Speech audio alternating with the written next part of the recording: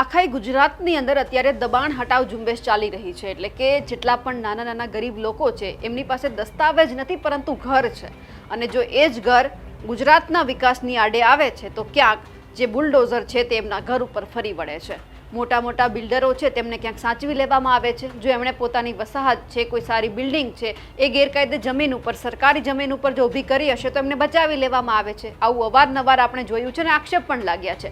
ઘર કોના તૂટે છે કે જેમની પાસે કોઈ બીજો સહારો નથી, જેમને કોઈ સાંભળવા વાળું નથી। ફક્ત એમની પાસે એક જ વસ્તુ છે કે જ્યારે ચૂંટણી આવે છે ત્યારે લોકો મત આપવા જાય છે અને પછી જે એમના ધારાસભ્ય હોય છે, એમના સાંસદ હોય છે, આ લોકોને ભૂલી જાય છે। પણ ત્યારે સવાલ એ થાય છે કે આજે એક એવા ધારાસભ્યની વાત કરવી છે કે જે પોતાના જે મત વિસ્તારના લોકો છે તેમની વહારે આવ્યા છે, કારણ કે દબાણ હટાવ ઝુંબેશ ચાલી રહી છે, એમના ઘર તોડવામાં આવી રહ્યા છે અને અચાનક તેઓ મેદાનમાં આવ્યા અને પોતાના જે લોકો છે એમને યાદ આવી છે। અને આજે હું વાત કરી રહી છું અબડાસાના ધારાસભ્ય પ્રદ્યુમનસિંહ જાડેજાની। નમસ્કાર, નિર્ભય ન્યૂઝ સાથે હું છું રિદ્ધિ। ગુજરાતની અંદર આપણે જોયું છે કે ઠેર ઠેર અત્યારે દબાણ હટાવ ઝુંબેશ ચાલી રહી છે। એટલે કહેવામાં આવી રહ્યું છે કે ગુજરાતનો વિકાસ થવાનો છે, રોડ રસ્તા મજબૂત કરવાના છે, મોટા કરવાના છે। એટલે આજુબાજુના જે રહેણાંક વિસ્તારના લોકો હોય છે કે જેમની પાસે ઘર છે પણ એમના દસ્તાવેજ નથી, એટલે એમના ઘર ઉપર બુલડોઝર ફરી વળે છે અને કહેવામાં આવે છે કે વિકાસની આડે ઘર આવતા હતા એટલે તોડી પાડવામાં આવ્યા। પણ સવાલ એ થાય છે કે ત્યારે એમના ધારાસભ્ય ક્યાં ગયા હોય છે, કારણ કે લોકોની રજૂઆત એવી હોય છે કે અમને નોટિસ મળી જ નથી। જો અમને નોટિસ આપવામાં આવી હોત તો અમે કોઈક બીજી વ્યવસ્થા પણ કરી લેત, પણ જ્યારે નોટિસ આપવામાં આવતી નથી અને અચાનક ઘર તોડી પાડવામાં આવે છે ત્યારે એ લોકોને પણ એવું થાય છે કે ક્યાં છે અમારા એ લોકો, ક્યાં છે અમારા એ સાંસદ ધારાસભ્ય કે જેમને અમે મત આપ્યા હતા અને કહ્યું હતું કે તમારે જ્યારે અમને તમારી જરૂર હશે ત્યારે તમારે અમારી સાથે ઊભું રહેવાનું છે। વચન અને વાયદા એ તમામ લોકો કરીને ગયા હશે, પણ જ્યારે જરૂર હશે ત્યારે અમુક જ એવા ધારાસભ્ય છે કે જે ઊભા રહેતા હશે। આજે વાત એટલા માટે પ્રદ્યુમનસિંહ જાડેજાની કરવી છે કારણ કે એમણે મુખ્યમંત્રી ભૂપેન્દ્ર પટેલ, હર્ષ સંઘવી, CR પાટીલ આ તમામને પત્ર લખ્યો છે અને પત્રમાં જે ઉલ્લેખ કરવામાં આવ્યો છે તેમની વાત કરીએ। અબડાસા વિધાનસભા વિસ્તારમાં તાત્કાલિક અસરથી દબાણ હટાવો ઝુંબેશ મુલતવી રાખવા બાબતે કે જે અત્યારે દબાણ હટાવ ઝુંબેશ થઈ રહી છે તે તમારે અત્યારે ઊભી રાખી દેવાની છે। અત્યારે અમારે કોઈ જ વિકાસની જરૂર નથી। અમારા જે આ વિસ્તારના લોકો છે એમને ક્યાંય જેવું લાગતું નથી કે એમને પાકા રોડ જે વધારે સારા જોઈએ છે, બસ એમના ઘર બચી જાય એટલી વિનંતી કરવામાં આવે છે। સવિનય સાથ ભારત ઉપરોક્ત બાબતના અનુસંધાને જણાવવાનું કે હાલમાં માનનીય સરકારશ્રી દ્વારા મારા વિસ્તારમાં દબાણો હટાવવાની જે નોટિસો આપેલ છે, જેના અનુસંધાને જણાવવાનું કે સરકારી જમીનો પર નાના ગરીબ માલધારી માણસો જેઓના BPLમાં નામ નથી આવ્યા તેવા નાના લોકો કાચા પાકા મકાનો કે ઝૂંપડાઓ બનાવીને રહે છે, તેમજ અમુક માલધારીઓ જે પશુઓ માટે વડીલોપાર્જિત વાડાઓ ધરાવે છે તે પશુપાલકો અને અમુક લોકો નાની મોટી કેબિન, ચાની લારી કે હોટેલ, લોજ વગેરે કરીને માંડ ધંધા રોજગારી મેળવી રહ્યા છે તે હકીકત છે। ત્યારે ઉલ્લેખનીય છે કે હાલમાં મારા વિસ્તારમાં કોઈ રોડ, રસ્તા, આરોગ્ય વિષયક, શૈક્ષણિક હેતુ વગેરે માટે કોઈ જમીનોનો ઉપયોગ કરવાનો નથી કે કોઈ વિકાસનું કામ કે કોઈ ડેવલપમેન્ટ કરવાનું કોઈ આયોજન નથી અને કોઈને કંઈ અડચણરૂપ પણ નથી તેવા ગરીબ અને નાના લોકોના દબાણો હટાવવાનું કોઈ કારણ રહેતું નથી।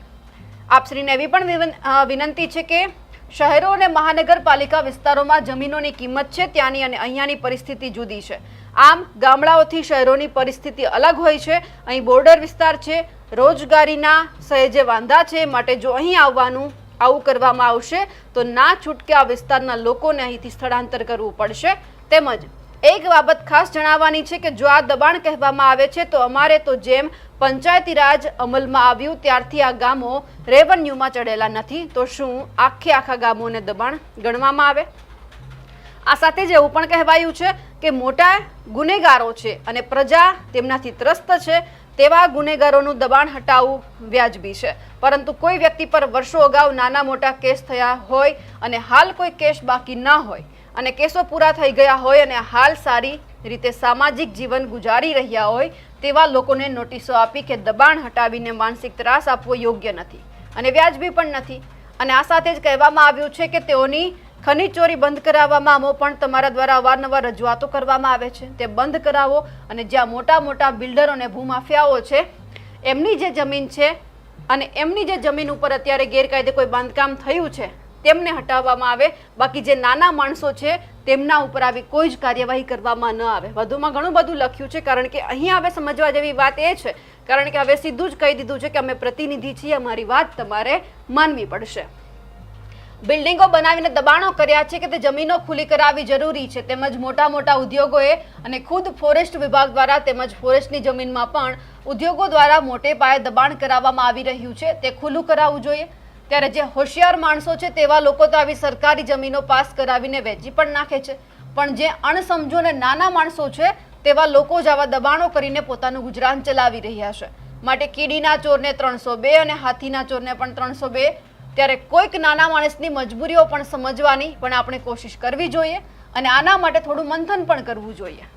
હાલમાં જે માનનીય સરકાર છે એમના દ્વારા વિસ્તારમાં કોઈ ડેવલપ થવાનું ન હોય અને કોઈ નવું પ્લાનિંગ પણ કરવાનું નથી તો ખોટી રીતે નોટિસો આપીને લોકોને માનસિક ત્રાસ ન આપવામાં આવે અને જ્યારે કોઈ વિકાસનું કામ કરવાનું હશે ત્યારે અમે સામે રહીને દબાણ હટાવવા તંત્રને સાથ સહકાર આપીશું।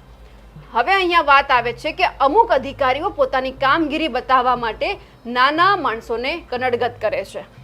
નાના માણસોને કનડગત કરવી એ કામગીરી ન કહેવાય અને અધિકારીઓ પણ કેટલા સાચા છે અને કેટલા ખોટા છે તે સૌ જાણે છે। ત્યારે અધિકારીઓ દ્વારા મારા મત વિસ્તારમાં જે વિકાસના કામો મંજૂર થયેલા છે અને મિટિંગો થઈ ચૂકી છે તેવા કામો પૂર્ણ કરવામાં ધ્યાન આપવામાં આવતું નથી અને ન કરવાના કામો કરવામાં આવે છે, જે બાબતે મારી સખત નારાજગી છે। અને એક એ બાબત પણ નોંધનીય છે કે લોકોની મજબૂરી અમે ન સાંભળીએ અને અમારી રજૂઆત તમે ન સાંભળો તો ચૂંટાયેલા પ્રતિનિધિઓનો કોઈ જ મતલબ નથી। એટલે હવે અહીંયા સીધો જ કહેવામાં આવી રહ્યું છે તમામ અધિકારીઓને કે જે તમે ખોટી રીતે લોકોને કનડગત કરો છો એ બંધ કરી દો। તમે તમારા જે કામ કરવાના છે એમના ઉપર ધ્યાન આપો, જે વિકાસના કામ પાસ થયેલા છે એ તમે સૌથી પહેલાં પૂરા કરો, બાકી નાના માણસોને હેરાન કરવાનું તમે બંધ કરી દો।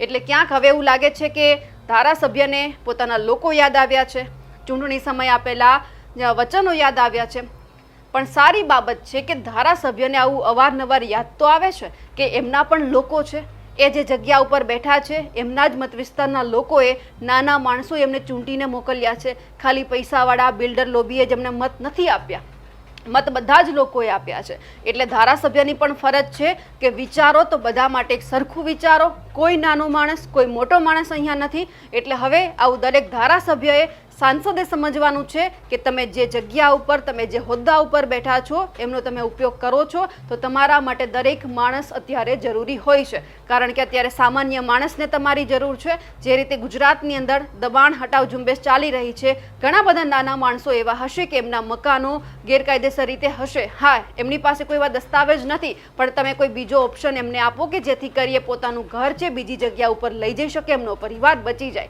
એટલે હવે જે રીતે પ્રદ્યુમનસિંહ જાડેજાને પોતાની જનતા યાદ આવી ગઈ છે, ખબર પડી ગઈ છે કે આ લોકો પણ મને જીતાડવામાં મદદ કરી હતી, એટલા માટે એમની પડખે ઊભું રહેવું પડશે। હવે આવું તમામ ધારાસભ્યોએ પણ સમજવું પડશે। અમારા અહેવાલને લઈને આપનું શું કહેવું છે કમેન્ટ કરીને ચોક્કસથી જણાવજો અને સાથે જ પ્રદ્યુમનસિંહ જાડેજાએ જે આ કામ કર્યું છે તેમને લઈને આપ શું માનો છો એ પણ કમેન્ટ કરજો અને અમારી નિર્ભય ન્યૂઝ ચેનલને લાઇક, શેર અને સબસ્ક્રાઇબ કરવાનું ભૂલશો નહીં। નમસ્કાર।